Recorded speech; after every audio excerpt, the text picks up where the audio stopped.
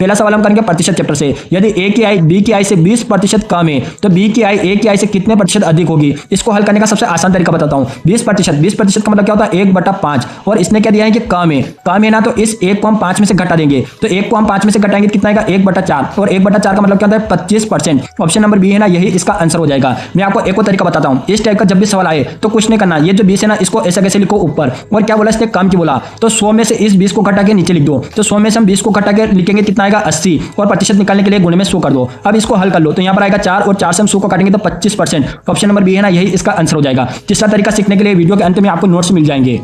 दूसरा सवाल देखना दोस्तों। दूसरा सवाल क्या है, नंबर संख्या पद्धति नंबर सिस्टम से वह छोटी से छोटी संख्या क्या है जिसे 12, 15 और 20 से भाग देने पर प्रत्येक दशा में 0 शेष बचे। छोटी से छोटी संख्या पूछिए दोस्तों, इसका एलसीएम निकालने मत बैठ जाना, नहीं तो बहुत टाइम हो जाएगा। मैं बताऊंगा इसका सबसे आसान तरीका। इसको हम ऑप्शन से हल करेंगे। सबसे पहले इनमें बड़ा अंक कौन सा है, बड़ा अंक 20 है। अब यहाँ पर हम ऑप्शन नंबर ए में देखेंगे 20 का पहाड़ा बोलो, 20 के पहाड़े में 30 आता है क्या, नहीं आता है, तो हम इसको नहीं देखेंगे, ये अपने ऑप्शन में नहीं होगा। अब 20 का पहाड़े में 60 आता है क्या, 20 का 20, 20 40, 20 30 60, हाँ आता है, तो ये एक तो अपना यहाँ पर सही हो गया। अब देखो 15 के पहाड़े में 60 आता है क्या, 15 15 15 30 15 30 45 15 चौक 60, हाँ आता है, ये भी यहाँ पर सही हो रहा है। तब 12 को पकड़ो, 12 के पहाड़े में 60 आता है क्या, 12 पंजे 60, हाँ आता है, ये भी सही है। अब दोस्तों यहाँ पर देखना, तो अपना आंसर क्या हो जाएगा, ऑप्शन नंबर बी यही इसका आंसर हो जाएगा। अब अगर यहाँ पर 40 देखो है ना, तो 20 के पहाड़े में 40 आता है, हाँ आता है, लेकिन 12 और 15 के पहाड़े में नहीं आता, तो हम इसको नहीं देखेंगे। 120 है ना, तो यहाँ पर देखो दोस्तों इसने क्या पूछा, छोटी से छोटी संख्या, तो ये 120 तो पहले ही बड़ा है और अपने को छोटी मिल गई है 60, तो यही इसका आंसर हो जाएगा। अगला सवाल देखना दोस्तों।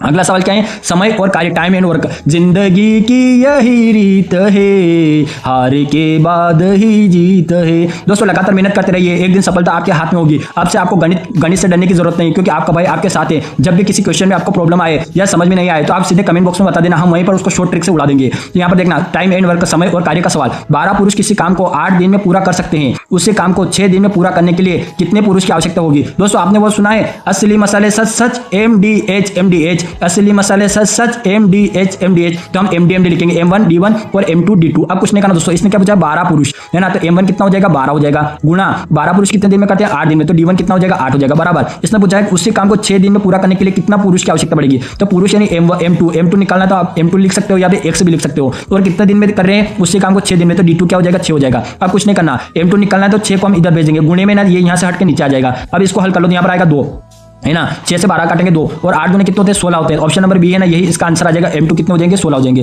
दोस्तों अगला सवाल देखना, औसत एवरेज, क्वेश्चन नंबर 4 है ना, क्या दे रखा है, 7 के प्रथम 5 गुणजों का औसत क्या है। दोस्तों औसत का मतलब क्या होता है बीच वाली संख्या, और 5 गुणज दिए 7 के, तो कुछ नहीं करना, 7 का पहाड़ा 3 बार बोल दो, 7 का 7 7 14 7 21, और ऑप्शन नंबर बी यही इसका आंसर आ जाएगा। लेकिन ये तो होगा शॉर्ट ट्रिक। अगर मेरे नए कोई भाई है जिसको ये समझ नहीं आई तो मेरा पूरा कर्तव्य है कि मैं उनको पूरा अच्छे से समझा दूं और सिखा दूं। दोस्तों इसने क्या पूछा है कि 7 के प्रथम 5 गुणज का औसत क्या होता है। औसत वह होता है जो बीच में होता है, और 7 के प्रथम 5 गुणज यानी कि 7 का पहाड़ा 5 बार बोलो, प्रथम 5 गुणज की बोला है, 7 का 7 7 दूना 14 7 या 21 7 चौक 28 और 7 तो 5 35 है ना। अब यहाँ पे देखना, ये अपने 7 के प्रथम 5 गुणज यहाँ पे लिख दिए हैं। इसने पूछा है औसत क्या है, तो यहाँ पे देखना 2 संख्या इधर छूट गई, 2 संख्या इधर छूट गई, तो बीच में क्या बचा, ये बीच वाली संख्या हमेशा क्या होती है औसत होती है, तो 21 इसका आंसर हो जाएगा। आप सीधे 7 का पहाड़ा 3 बार बोलते हैं और सीधे आंसर लगा के आगे बढ़ जाते हैं। अब दोस्तों यहाँ पे देखना 5वां नंबर, सवाल नंबर 5 क्या दे रखा है, लाभ और हानि, छूट डिस्काउंट से। क्या है, एक वस्तु का अंकित मूल्य 800 रुपए है, यदि इसे 10% और 20% की 2 क्रमिक छूट पर बेचा जाए तो उसका विक्रय मूल्य क्या होता है। दोस्तों 10% की छूट का मतलब होता है सीधे मान लो 90%, और 20% छूट का मतलब होता है 80% है ना, 100 में से घटा के। अब यहाँ पे देखना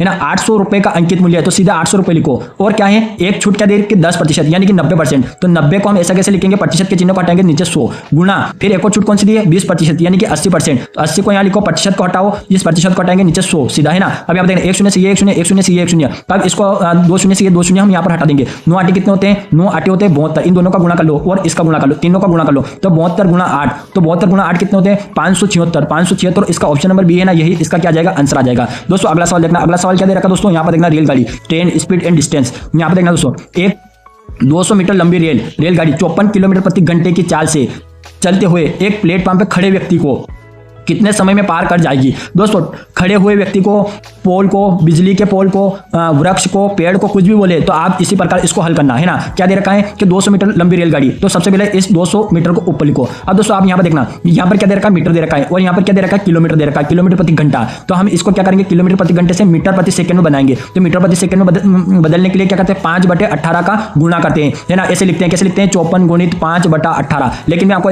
ये तरीका पुराना हो गया, इसको भूलो, ये बहुत टाइम लगाता है। कुछ नहीं करना, 18 का पहाड़ा बोलो जो 54 आ जाए, 18 का 18, 18 दूनी 36, 18 54, कितनी बार में गया? 3 बार में। अब आंखें बंद करके इस 3 में 5 का गुणा कर दो, कितना आ जाएगा? 15 आ जाएगा, है ना। तो 15 जो आया ना, 15 मीटर प्रति सेकंड आ जाएगा। बस इसमें 15 का भाग लगा दो। अब इसका आंसर आ जाएगा अपना सीधा, कितना आ जाएगा? 3 से काटेंगे, 3 तिया 15, मतलब 5 तिया 15 और 5 से 20 को काटेंगे तो 20, 5 चौके 20 और 1 शून्य यानी कि 40/3। तो 40/3 को हम हल करेंगे, कितना आ जाएगा? 13.33 सेकंड और यही इसका आंसर आ जाएगा।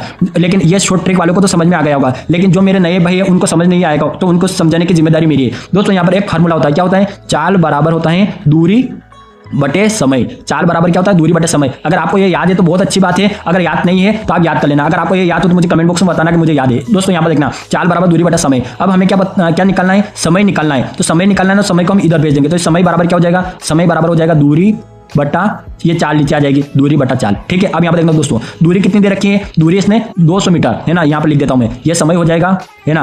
अब दूरी कितनी दे रखी है? 200 मीटर। दोस्तों राइटिंग पे मत जाना, मैं तो आपको, मेरा उद्देश्य है कि आप सीख जाओ। आप राइटिंग पे मत जाना, मैं तो जल्दी जल्दी में लिख रहा हूँ ना, इसलिए राइटिंग ऐसी हो रही है। दोस्तों यहाँ पर देखना, ये कितना हो रहा है? दूरी कितनी दे रखी है? 200 मीटर। और आपने इस 54 किलोमीटर प्रति घंटे को मीटर प्रति सेकंड में निकाला, कितना निकल के आया? 15 मीटर प्रति सेकंड। तो चाल क्या हो गई? 15 मीटर प्रति सेकंड। तो हम इसमें 15 का ऐसे यहाँ पर चाल की जगह अपना 15 लिख दिया। अब इसको हल करेंगे 13.33 सेकंड, क्योंकि समय निकल के आ गया सेकंड में। दोस्तों यहाँ पर देखना, अगला सवाल क्या दे रखा है? सरलीकरण, सिंप्लीफिकेशन। दोस्तों ये सवाल भी बहुत इंपॉर्टेंट सवाल है। इस टाइप के सवाल एग्जाम में आते हैं और बच्चे इसको हल नहीं कर पाते हैं। मैं आपको बताऊंगा इसको सबसे आसान तरीका। और इस सवाल को हल करने से पहले जिन छात्रों ने अभी मेंबरशिप ज्वाइन की है उनके लिए मैंने कम्युनिटी पोस्ट में टेलीग्राम का लिंक डाल दिया है, आप अभी वहां जाकर ज्वाइन कर ले और मुझसे सीधे बात करें। अब दोस्तों अब हम करेंगे सरलीकरण, सिंप्लीफिकेशन, सरलीकरण का सवाल। दोस्तों यहाँ पर देखना, यहाँ पर क्या दे रखा? 256 की पावर दे रखी है, गुणा 256 की पावर दे रखी है। तो दोस्तों हम 6ठी 7वीं 8वीं में थे, तब हमारे गुरुजी क्या पढ़ाते थे, हमारे सर क्या पढ़ाते थे? जब भी आधार समान हो तो गुणे में घातांक जुड़ जाती हैं। जब भी आधार समान होता है दोस्तों और गुणा होता है तो घातांक क्या हो जाती है? जुड़ जाती हैं। तो यहाँ पर ये घातांक क्या दे रखी है? 0.16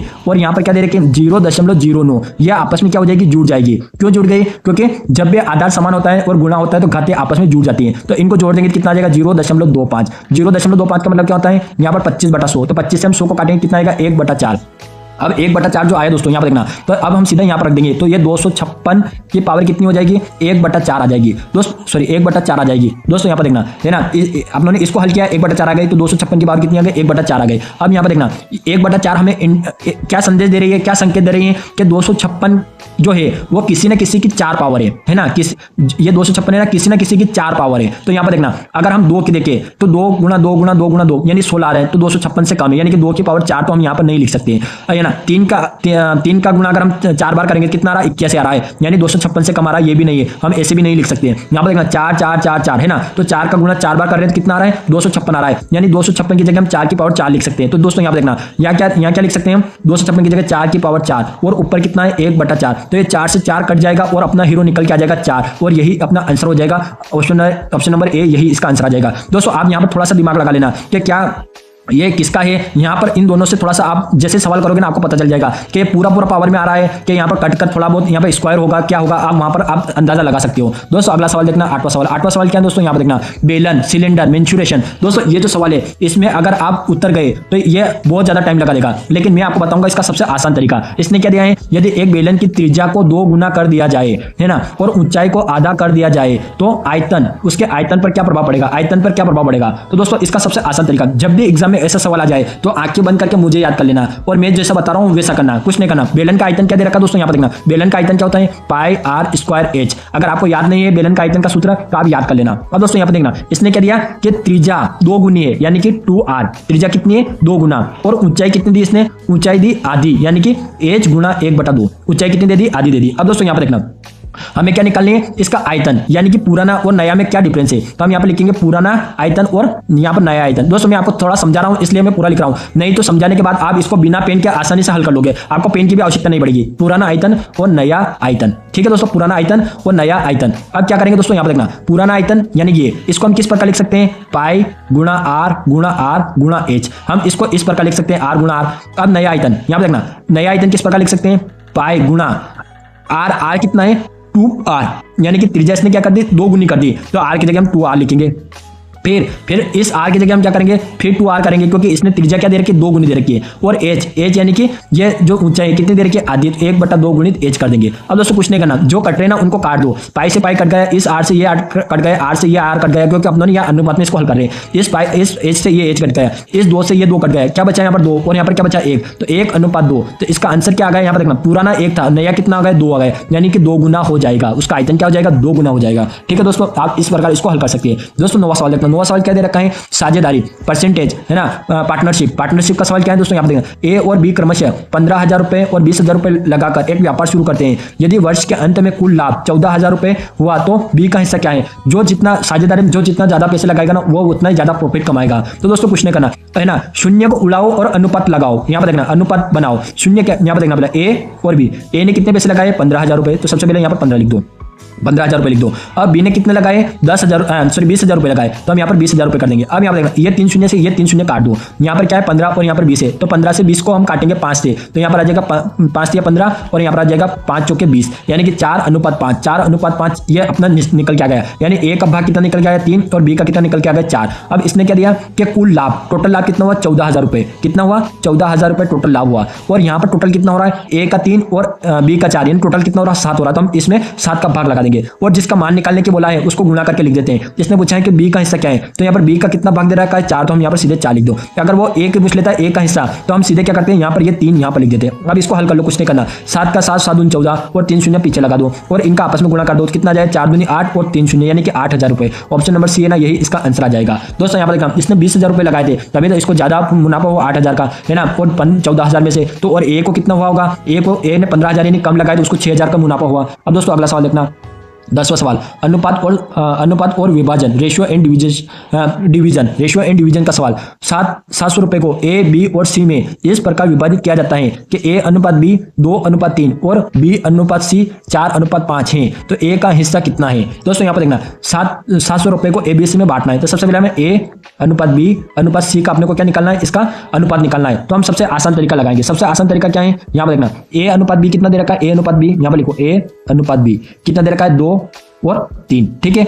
अब यहाँ पर देखना, B:C कितना दे रखा है 4 और 5, इन दोनों में कॉमन कौन है, यहाँ पर B है और यहाँ पर भी B है, ठीक है, ये कॉमन है दोस्तों। तो ये B कॉमन है ना, तो इन दोनों को हम एक जैसा बना देंगे। तो इसको एक जैसा बनाने के लिए क्या करेंगे, इसमें 4 का गुणा कर देंगे, इसमें 3 का गुणा कर देंगे। यहाँ पर 3 का गुणा किया तो अपने को यहाँ पर भी 3 का गुणा करना पड़ेगा, तो यहाँ पर 4 का गुणा किया तो यहाँ पर भी 4 का गुणा करना पड़ेगा। तो यह 4 दूना 8 और 3 चौके 12, यहाँ पर क्या आ जाएगा 3 चौके 12 और यहाँ पर आ जाएगा 15, ठीक है दोस्तों। अब यहाँ पर देखना, ये बी क्या हो गए, समान हो गई, यानी बी का मान कितना गया 12 गया। तो हमें पता चल गया A:B:C क्या निकल के आ गई 8, 12, बी का मान क्या आ गया 12 और सी का मान कितना आ गया 15, अनुपात कितना गया 15 गया। अब हमें सब कुछ पता चल गया कि ए का भाग कितना है 8 है, बी का 12 और सी का 15। अब यहाँ पर देखना, इसने पूछा है कि 700 रुपए को ABC में इस प्रकार विभाजित किया जाता है ना, 700 रुपए को तीनों में विभाजित करना है। तो और ए का हिस्सा पूछा है 700, टोटल कितने 700 है, तो 700 को यहाँ पर लिखो और इनका टोटल कितना है ना, 700 को ABC में बांटना है और यहाँ पर टोटल कितना आ रहा है 8 प्लस 12 कितने होते हैं 20 और 10 कितने होते हैं 30 और 5 कितने होते हैं 35, तो हम यहाँ पर सीधे 35 लिख देंगे। और इसने क्या पूछा, किसका हिस्सा पूछा ए का, तो ए का हिस्सा कितना 8 है, तो हम सीधे गुणा करके जिसका मान निकालना होता है उसको यहाँ पर रख देते हैं। अब इसको हल कर लेंगे, तो हम इससे 7 से काटेंगे, तो यहाँ पर आ जाएगा 7 पंजो 35 और ऊपर आ जाएगा 100, है ना। अब फिर क्या करेंगे, हम 5 से इसको काटेंगे तो 20 और